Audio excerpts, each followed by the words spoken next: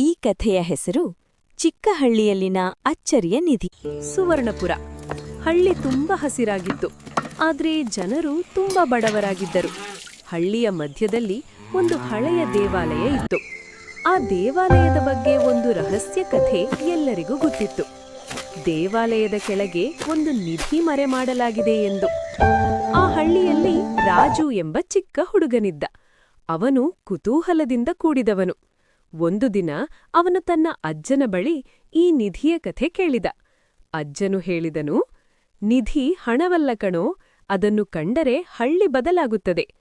ಒಂದು ರಾತ್ರಿ ರಾಜು ಅವನ ಸ್ನೇಹಿತೆ ಸೀತಾ ಜೊತೆ ದೇವಾಲಯದ ಹಿಂಭಾಗಕ್ಕೆ ಹೋದ.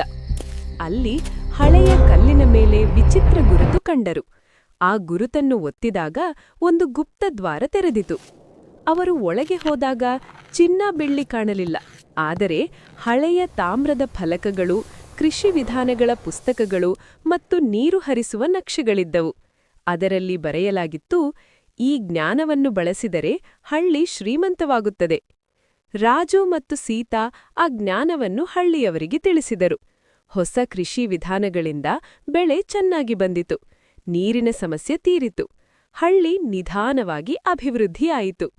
ಅಂದು ಎಲ್ಲರೂ ಅರಿತುಕೊಂಡರು, ನಿಜವಾದ ನಿಧಿ ಚಿನ್ನವಲ್ಲ, ಜ್ಞಾನ ಮತ್ತು ಒಗ್ಗಟ್ಟು ಎಂದು.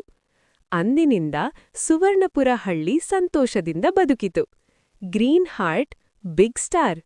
ಕಥೆ ಇಷ್ಟವಾದ್ರೆ ಲೈಕ್ ಮಾಡಿ, ಶೇರ್ ಮಾಡಿ.